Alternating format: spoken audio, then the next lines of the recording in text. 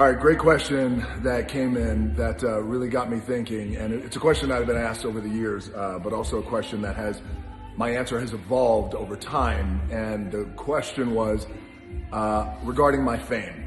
Do I hate being famous? Do I love being famous? And do I hate taking selfies? And again, my answer to this has evolved over time because I feel like, fame can be a really tricky thing. Fame can be great. Fame can be deceiving. Fame can also, if you let it, and if you get wrapped up in it, it can take you down long, dark roads that can be very detrimental and damaging to your career, to your life, to relationships. And, sometimes that is a dead end road if you kind of get wrapped up in it. So these days, and it's taken me years, by the way, to get here, is I try to be really neutral on fame, and I don't hate it. I don't love it like oh, I need to be famous.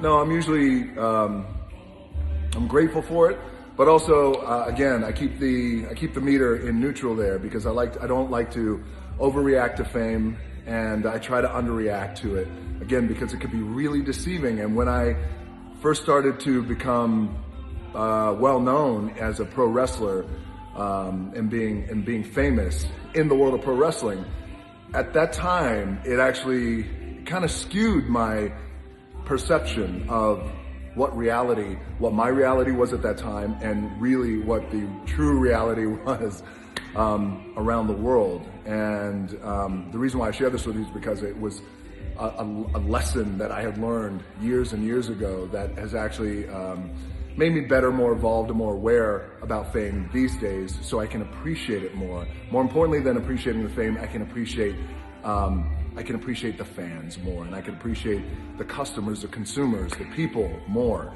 So when I was a pro wrestler, and when I first started to get a real taste of fame, was in around 1999, 98, 99, when I became WWE's youngest heavyweight champion. And at that time, you have to understand, the world of pro wrestling, there is nothing like the world of pro wrestling. It is a machine, an entity unlike no other in this world. And the passionate wrestling fans are like no other, which is why I still have a deep connection with them and a deep relationship with them, because I grew up in pro wrestling and I love it.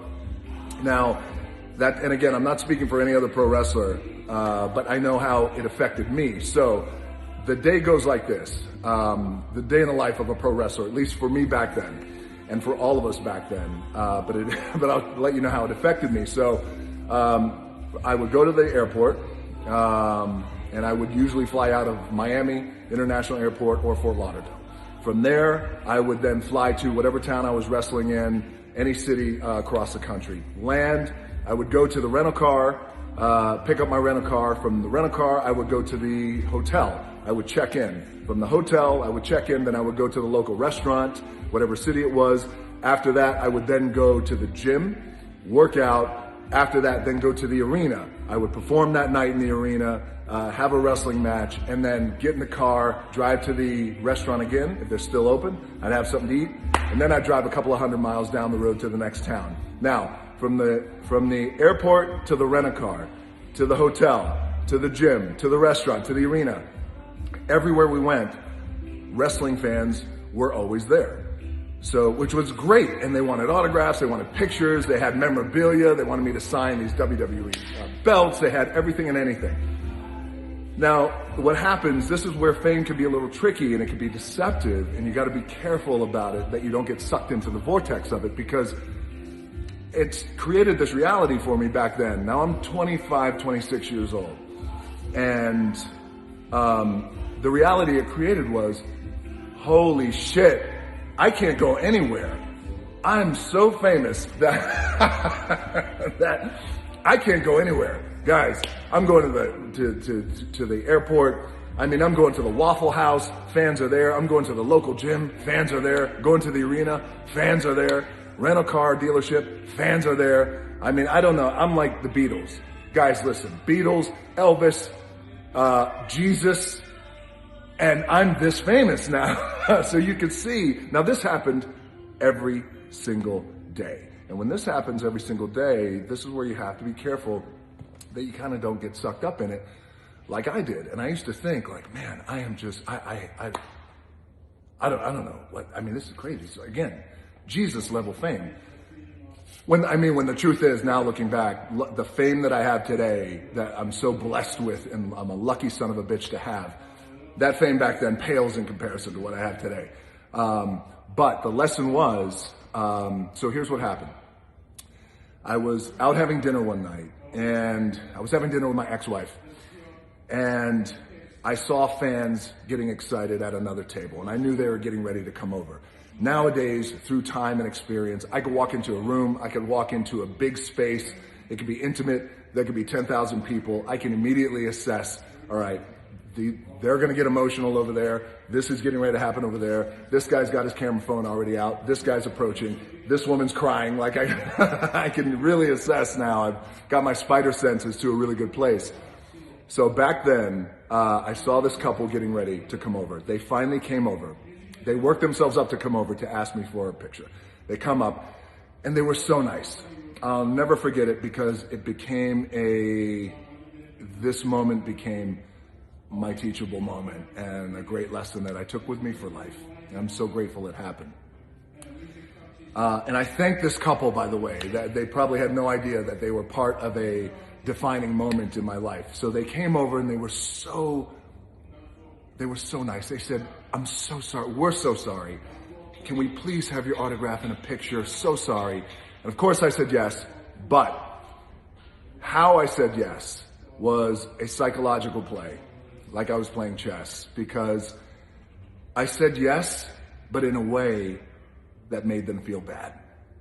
So I said, sure, yeah, absolutely. Come on, sit down. And in that moment, their demeanor changed, their energy changed. They went from excited and sorry, but really excited, to then they felt bad. And I have goosebumps now thinking about it. And they said, we're so sorry. You know what? Bad idea. You know, the wife is hitting the husband. See, I told you we shouldn't have come over.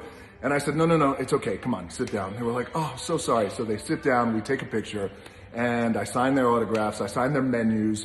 They walk off. As they're walking off backwards and saying, we're so sorry. I said, it's okay.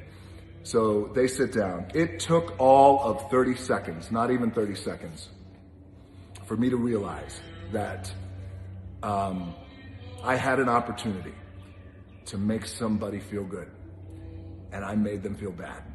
And what an asshole that made me. And what an asshole, rightfully so, that made me feel like. And we did a little exercise at the table, I'll never forget it. And the exercise was, well, let me put myself in their position. Let me put myself in a fan's position when I walk into a room. So I did this little exercise at the table, and I walked through it. And walking through it really helped me, because I thought, okay, if I'm there having dinner with whoever, my friends, my wife, and all of a sudden my favorite celebrity walks in the restaurant, my favorite athlete, my favorite singer, my whoever, oh my God, there they are, right there. They get worked up. I gotta go over there and say, I have to go over there and get a picture. I have to go over there and get an autograph. And then they start working themselves up, and then they start having this dialogue at the table. No, you can't go over there. He's with his family, or he's with his wife. You don't do that. He's with his friends. He hates being bothered, or she hates being bothered. Don't bother that woman. No, but I can't. I would never forgive myself if I just don't go over and say hello and try and get something from them in this moment. A picture, an autograph, anything. They work themselves up and they say, okay, let's do it. All right, they get their camera ready. They get their autograph. You got your pen. What are we gonna write on? I don't know, take a menu. Okay, take menus. I don't know, was the restaurant gonna get mad? Who gives a shit if the restaurant gets mad? That's such and such sitting over there. Take the menus, we'll get an autograph on the menus. They finally walk over, and this celebrity, me, in this case, makes them feel bad for coming over.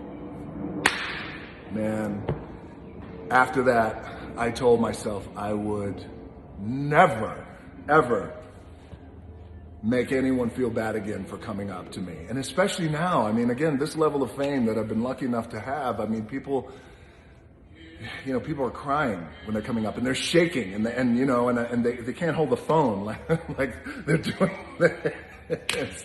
And I tell them, here, give me the phone, and I get a big group together. I got long arms, I take a big selfie.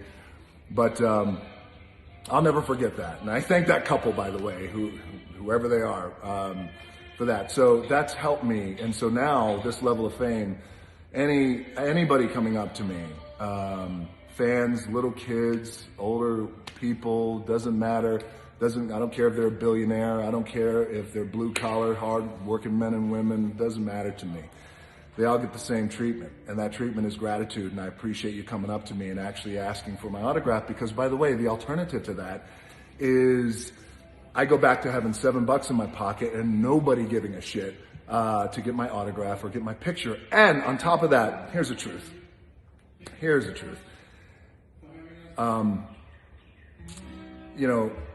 Taking a picture, a selfie, or signing an autograph is literally one of the easiest parts of my job. I do a lot of other things that are a lot harder than taking a picture and signing an autograph. So as it relates to fame, I'm neutral on it. I'm so grateful for it. Never take it for granted. And not only that, but I don't get sucked up in it either, where, I kind of let it skew my reality or ever make me become delusional about myself. I'm well aware of how famous I am. I mean, look, guys, there's Jesus, and that. Oh, one more thing. So this is what I always tell teenagers who have these big goals and dreams and ambitions, that they want to do things that sometimes is a connectivity and a connective tissue to celebrity. They want to be a pro athlete or a singer or an actor or whatever it is, or a famous lawyer or a doctor, where there's a little bit of celebrity or sometimes a lot of celebrity that's connected to these occupations. And I always tell teenagers, and I always tell young adults who are just getting out of college and graduating, getting ready to go out there into the world, is don't worry about fame. Don't even think about fame. Fame is a byproduct. Fame will come, or it won't. Either way, fame is fleeting, and it can be dangerous. Don't worry about fame. Don't worry about being famous. Worry about being good at something. Worry about putting in the hard work. And when you become good at something and you put in the hard work and you put in the extra hard work, then you become great at it. That's when you achieve greatness. Right? You hear that word all the time. I like to throw it out there, but that's when you achieve greatness. Then when you become great at something, you become the hardest worker in the room, first one in, last one to leave. And then once you become great at something and you put in time, years and years and years, minimum 10 years, 15, 20 years, that's when you become masterful. So you go from good to great to masterful. And I always tell teenagers and people who are graduating from high school or college, even ones who, by the way, are in their 30s and 40s, these entrepreneurs who are like, oh, I'm too old to do whatever it is. And I was like, no, you're not. It's the perfect time. But don't worry about being famous at it. Just be good at it. Then become masterful at your craft. All right. This is 14 minutes of your life you're never going to get back. Thank you for the question regarding fame. I appreciate it. I'm neutral on it. I'm so grateful for it, though. But more importantly, I'm grateful for the fans, the consumers, the customers, and the people. Most importantly, you guys stay healthy out there around the world. And thank you for engaging in these Q&As. Always some of the best parts of my day. So thank you. Stay healthy. And love you guys, and we'll talk soon.